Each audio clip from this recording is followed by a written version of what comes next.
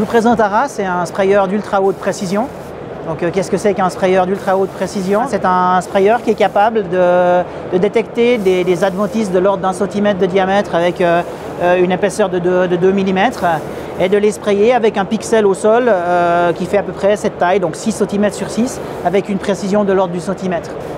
C'est ça qui fait la grosse différence entre un sprayeur d'ultra haute précision et un smart sprayer. C'est la taille du pixel au sol et la précision des adventices qu'on réussit à atteindre. Alors comment ça fonctionne? Comment on arrive à cette précision? Il y a deux grosses briques technologiques. La première, c'est le sensing, la détection avec une caméra. Donc on va prendre chaque bloc caméra en fait, que vous avez là, va prendre une dizaine d'images par seconde. Les images sont processées avec les algorithmes qui sont issus de l'intelligence artificielle. On va reconnaître absolument chaque plante, que ce soit de la culture ou des adventices. Et ensuite, on va choisir en fait, l'opération.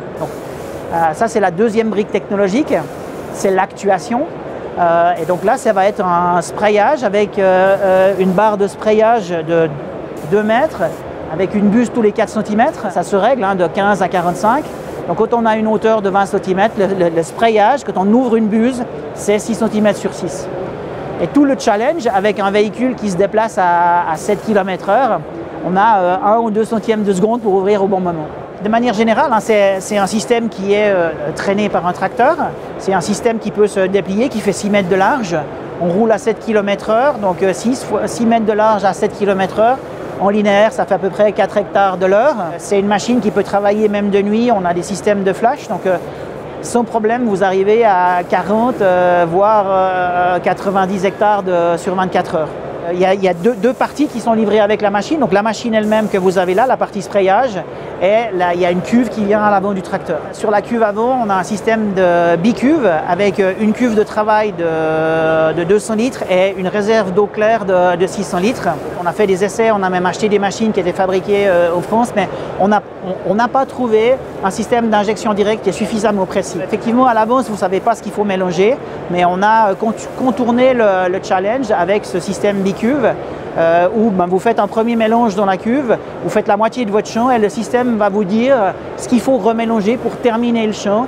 C'est clair qu'il y a une hypothèse, c'est que la densité d'adventices reste la même, mais on voit que dans la pratique ça marche assez bien et il y a assez peu de fond de cuve qui restent. Et les cultures qu'on cible, il y a 3 segments de culture. Le premier, c'est tout ce qui est maraîchage de plein champ avec oignons, salades, carottes, chicorées, etc. Un deuxième segment qui est les herbages. Donc là où on va aller travailler sur les adventices problématiques que sont rumex, chardon, là maintenant il y a même le senosson jacobae. Et puis le troisième segment, c'est fermes petites à moyennes en polyculture qui vont avoir des rotations de betteraves, colza, maïs, voire une culture technique comme l'oignon, etc. Alors c'est clair que le bénéfice principal de cette machine, c'est l'économie de produits phyto, donc la baisse aussi des IFT. Alors c'est purement, en ce qui concerne les herbicides, c'est purement proportionnel à la densité d'adventices. Dans la pratique, là, cette année, on avait 50 machines qui ont tourné en Europe. On s'aperçoit qu'on est à une moyenne de 70%, mais réelle. Ceci tout en allant chercher même les petites adventices. On a aussi des belles économies en insecticides, fongicides, parce qu'on peut inverser l'algorithme, c'est-à-dire on reconnaît la plante, donc en herbicide on reconnaît la plante et on spraye les adventices, mais on a aussi la possibilité de reconnaître la plante et de sprayer que les plantules.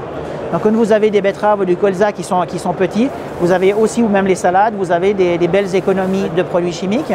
Un des intérêts aussi de cet appareil et de la précision à laquelle on arrive, c'est la possibilité de sprayer proche des plantes des produits qui sont non sélectifs. Donc on a fait vraiment des très beaux essais avec de l'acide pélargonique. Et là, vous avez une baisse drastique des IFT, non seulement en quantité, mais aussi en termes de qualité ou de type de produit. Nous, la dérive, on ne sait pas ce que c'est. D'une part, on est très proche du sol et on a des buses en fait, qui ont des zones très fermées. Et en plus, on a une protection physique contre le vent.